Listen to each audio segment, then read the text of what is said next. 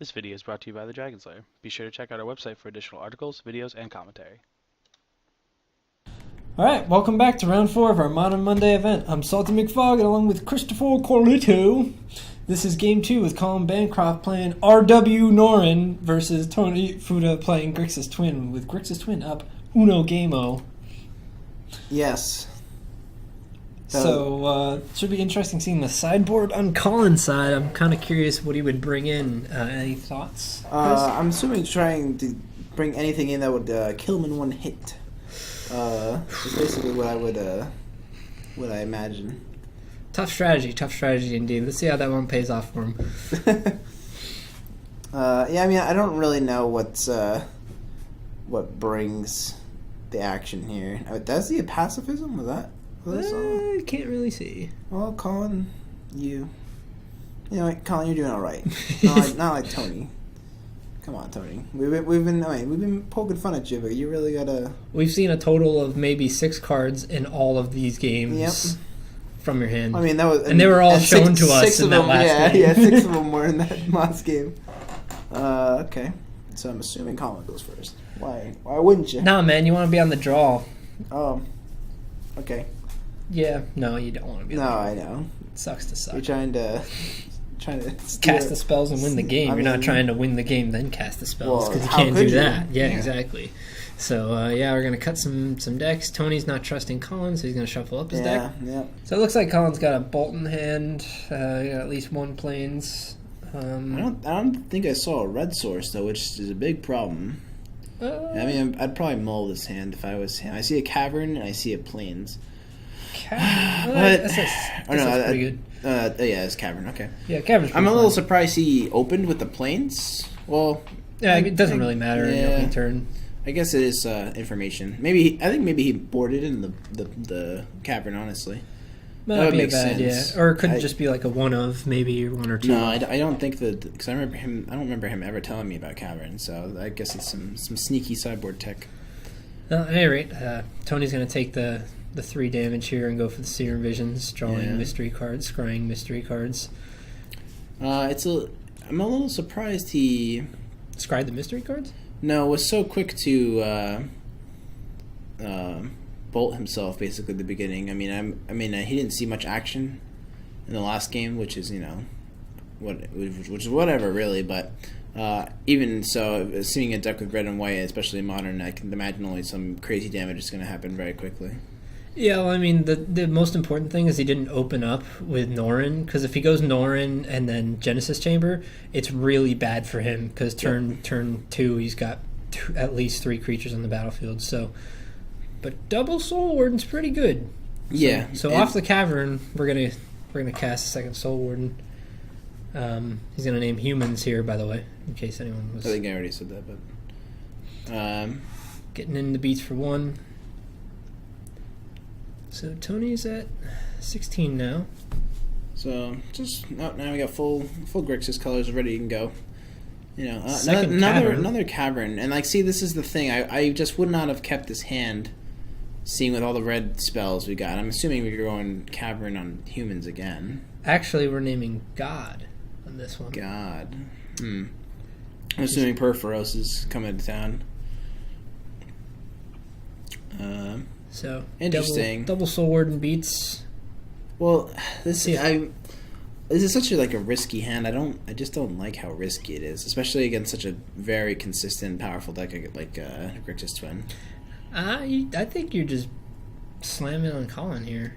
I don't know how he's gonna feel about this. Well, we'll see in this end of this match, I suppose. Yes, we shall. So I'm assuming he's using the human champion. Yep. Could have used that a little bit earlier, right? So I guess he's doing this on stack, I'm assuming.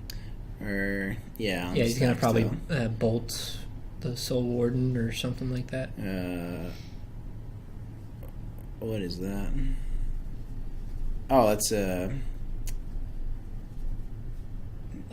is it stat casting? Yeah. That's awesome. That's pretty cool. I like have not that. seen that card in blue. in If you guys are unfamiliar, blue red with flash, and it has tap, deal 1 damage to target creature or player. It's target creature and all creatures the same name. Oh, right, all Yeah, creatures and the it same doesn't name. have the player aspect of it. All right, so he's going to path this guy to get that value land off. Yep. So he will still be shooting Soul Warden, which I'm assuming he targeted the one, so he still gets to keep the other one, which is smart. Yeah, that is best play. And he also now has a mountain, so he can finally cast all the other spells that are relevant in his deck. Excuse me. And, yeah, so going in for one, why not? It's a shame because I don't think the champion will be living this next turn with the Staticaster still. Yeah, especially without having any other humans on the battlefield. So It's a really, I don't know what the correct play there was. Obviously the path was nice on his play, targeting his Soul Warden, so keeping one alive. But the Staticaster is such a big deal because Collin's minimal way of dealing with it is really a path, which he's already used. Yeah, and also the Lightning Helix. But now that he has the red, he doesn't have the Helix, I believe now. But He's got a Bolt, which is just as good. But now Tony has mana up for whatever he has in his hand, which I'm assuming we could have. We're all good now. He can just sort of slam the Perforos down.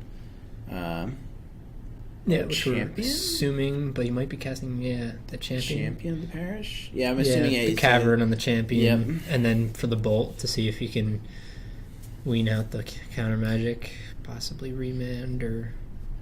Now, see, I don't know... Mentor the Meek, sorry. We were saying champion. Oh, Mentor the Meek. That's what I meant. Yeah, we know what the card was. Yeah. Just messing up. Anyways. I believe... See, this is interesting also because I don't know if I would have... There's Electrolyze. Ooh.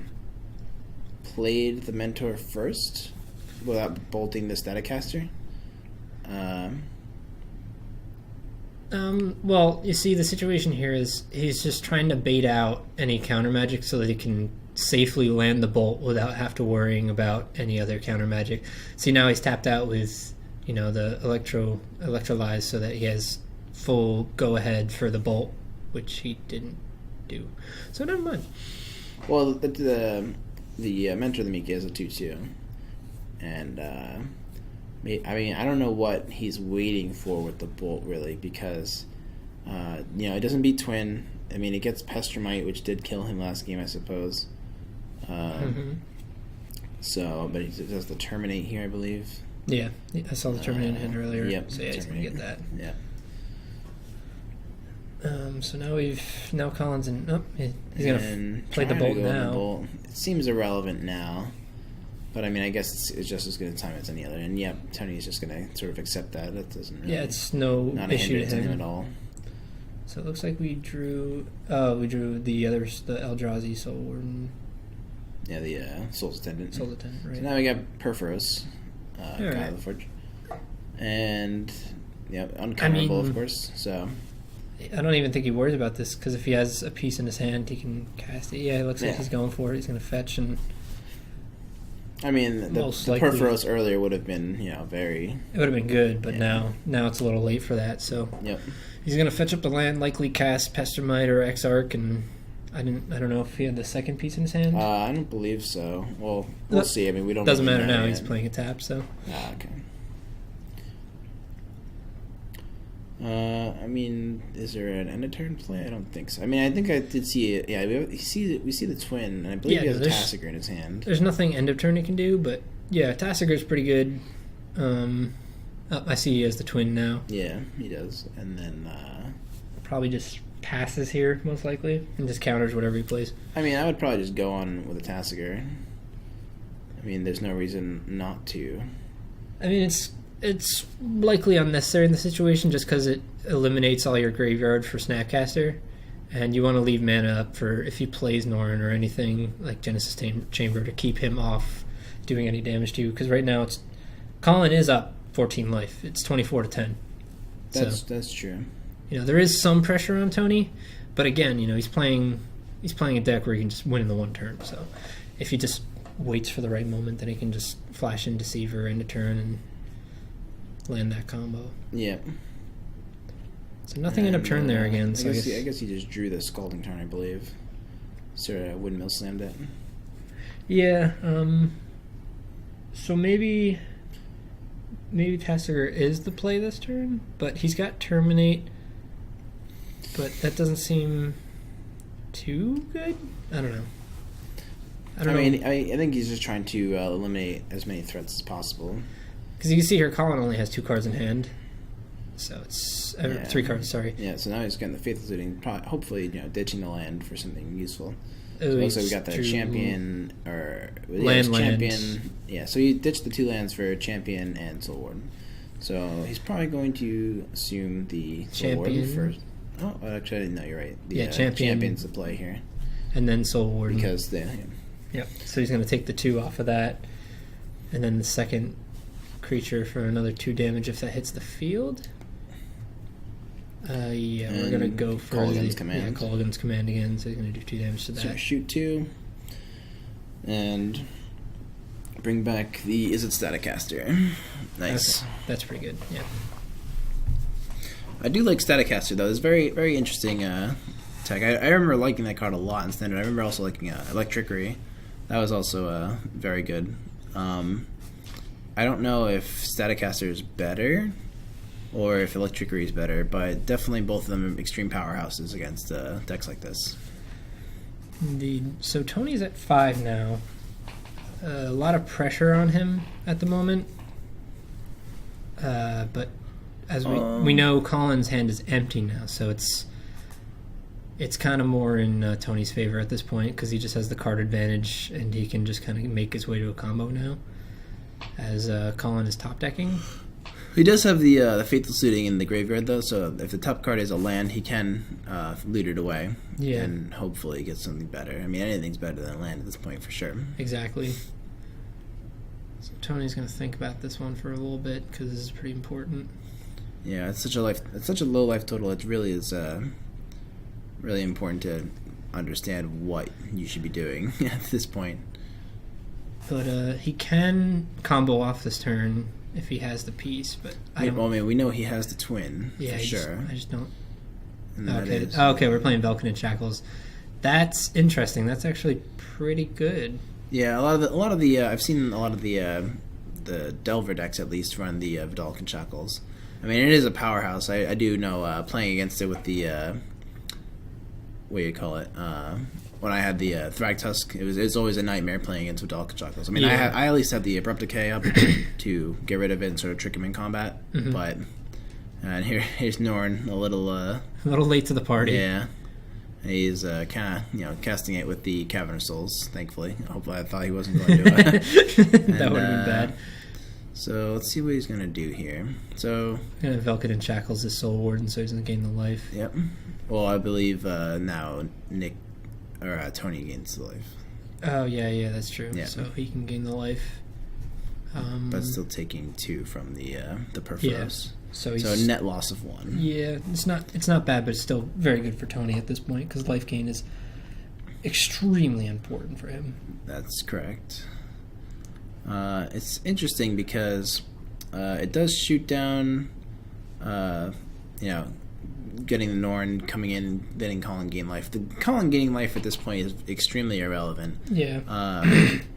His life in general is not important in this portion of the game because it's all based off of Tony comboing off. There's no race to the finish like the previous game where he was bolting him and trying to get him down. But now we're in the situation where we have to combo off, and it looks like we're going to get there, folks, unless he has the path. He's going to enter, triggering Norin's ability. He's going to tap down the planes, and he's going to gain the life. Mm-hmm. And he'll be gaining another life off of the Norin coming up. Yep. And then they will essentially have negated the entire thing. Mm-hmm. And there's Tony and Collin explaining the situation of the life gain and loss of net of 0. And let's see what Collin draws. And there you go. Norin should be back. He's been hanging out for a little bit. He's hanging around. 2 damage. He's going to go back to his... Oh. Tony looked like... Oh, he may have been explaining that he forgot the trigger. Oh, Collin just grew a 3rd hand. That must be Tom explaining the situation.